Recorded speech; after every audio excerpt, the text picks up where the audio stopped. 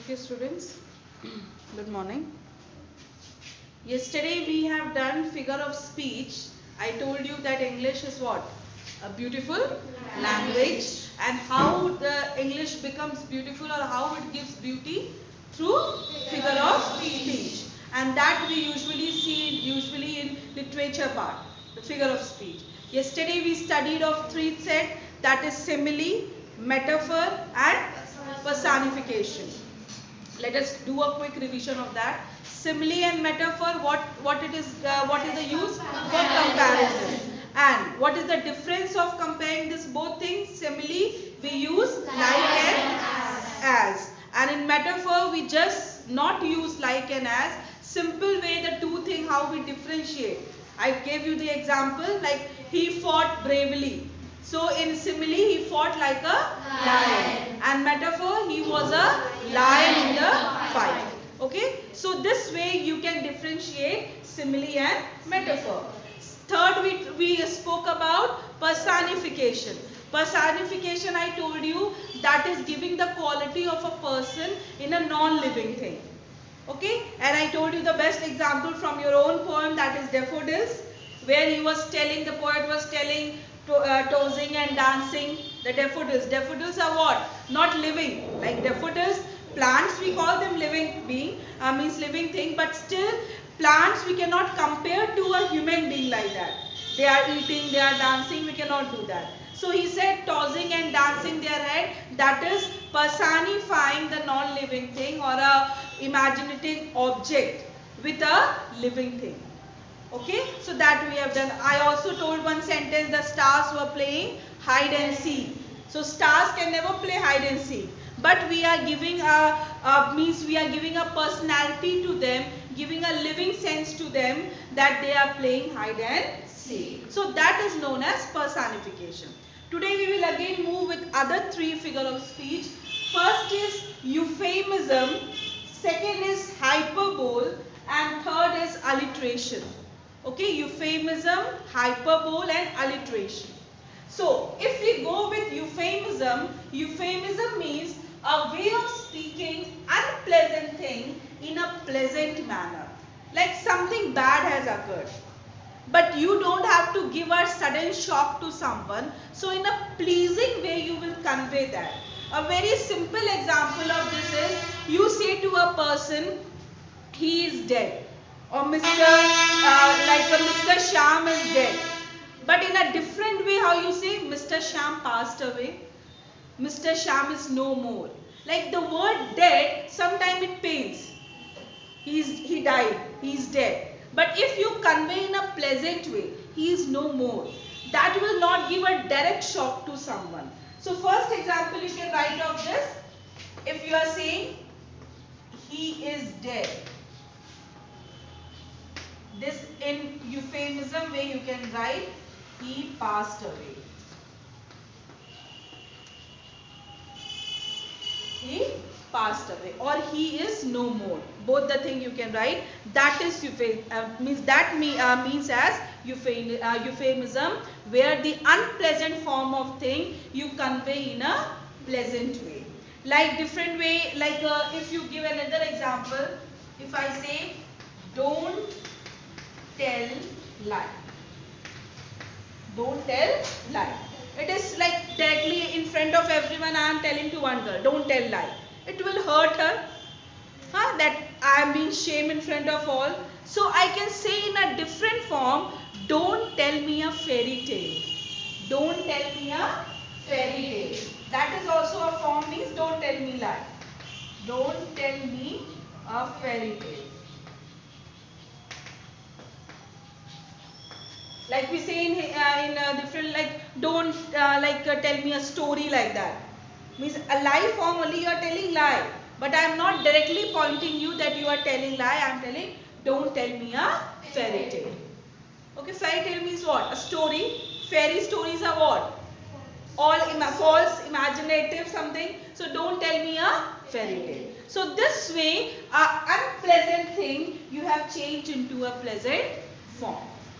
So it will not hurt others also, and it will be a pleasing word to impress others also. So this kind of euphemism you see basically sometime in stories and all. Poetry very rarely you see sometimes, but in stories and all you see this type of euphemism where you can point out that this sentence or this statement is a euphemism where the unpleasant thing is being expressed as a pleasant form. You can use in your daily using language also, writing something, anywhere you can use, it will give you a good impact. Now, second is hyperbole. Now, what do you understand by the word hyper? More. Like hyper, like we always say for blood pressure also. Or we say people, you are very hyper today.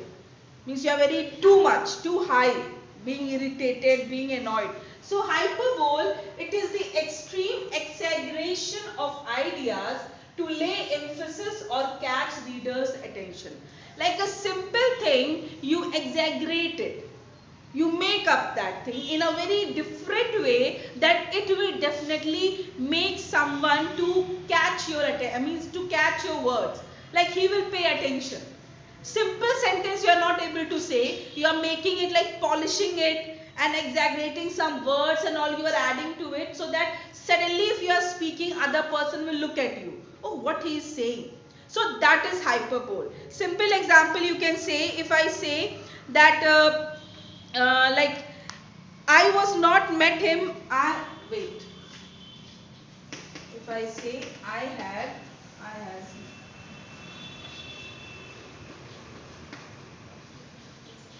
met him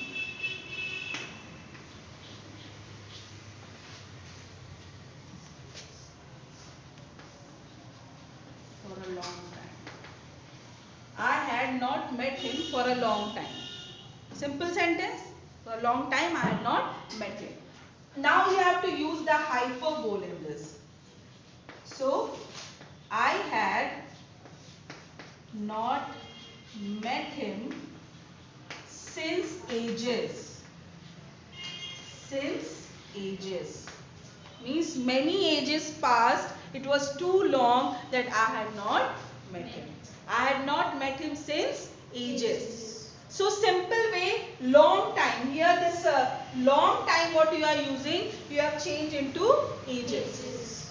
Long time means also for a very long, means for very many years you have not met. So we have turned it into ages. So I had not met him since ages. So that is hyperbole, where you are exaggerating those things and putting extra thing to show emphasis. To show emphasis on that sentence. Now, if I say another example, you just write down here, no space, you can write. He ran fast. Simple sentence when we are speaking, he ran fast. Okay. Now, if you want to turn it to a hyperbole sentence, how you write? He ran faster than the speed of light. He ran faster than the speed of light. Speed of light. Okay, the speed of light is very high, very fast. So he ran faster than the speed of light. So this is the hyperbole sentences. Okay.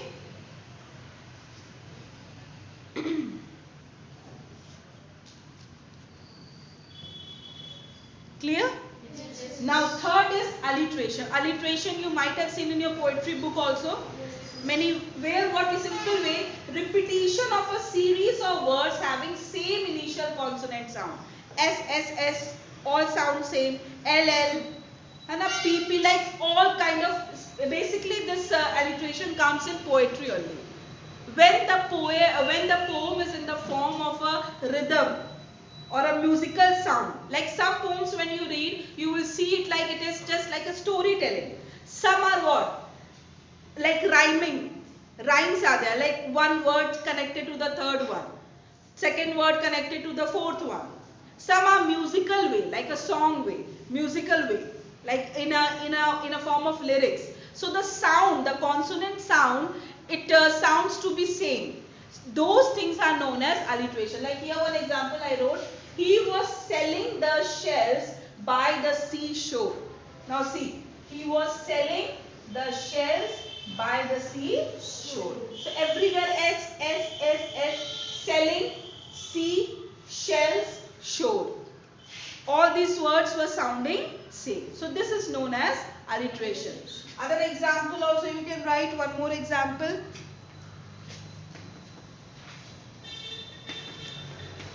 Feeling lazy.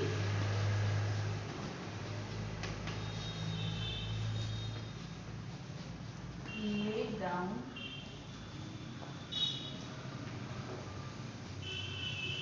Laid low, sir.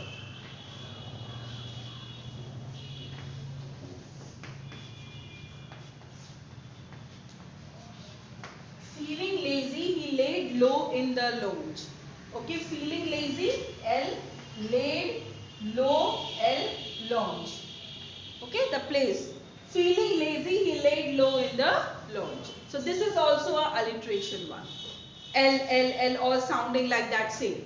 So when you see in a sentence, poetry, prose, wherever, basically it comes in poetry, wherever you see this kind of similarity of the consonant sounds, and when you speak out it, it sounds like rhythmic. Rhythm going on one by one, then understand this sentence or this statement is telling the figure of speech, that is alliteration. And basic way, when the question is coming, when the extract is given in your question paper, and in out of that 5 question, 1 question is asking for figure of speech and asking point out the figure of speech in the above extract. So read the above extract and see whether there is alliteration given, whether simile given, whether personification is given, whether hyperbole is given. Now it will be easy for you to identify. Now no need to learn it in the poetry. See the difference. Before you need to learn the figure of speech. Okay, in this poem these are the figure of speech. This line is personification, this line is simile, this line is metaphor. Now by your own sense you can identify. By your own sense you can identify reading the extract. Oh, this extract, this third line is alliteration, fourth line is simile, the first line is personification. Or first 2 lines are personification. It will be easy for you. So if a figurative language, 2 way the question can be asked. What is the figure of speech in the above extract, or what is the figurative language used in the above extract? So don't get confused that figurative language is something else. Same thing it is. Figurative language or figure of speech, all things are same. So just you have to clarify what is the figure of speech in the above extract. Okay? This 3 sense clear? Yes, miss. Now one more is there. Shall I drop it? Yes, yes, miss.